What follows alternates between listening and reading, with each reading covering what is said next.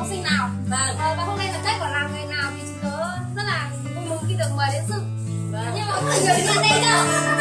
Bây giờ em thật là các bạn biết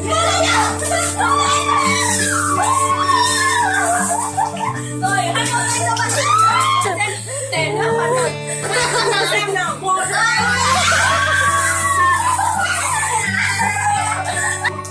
các bạn hãy cùng xem là đây là cách bèn nước mà gọi là như nào siêu nhân nhất này.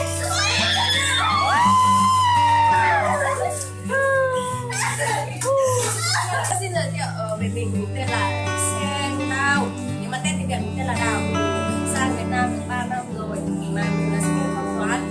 Từ từ đã. Hôm nay chúng ta là vui, chắc là ngày mai chắc ốm rồi.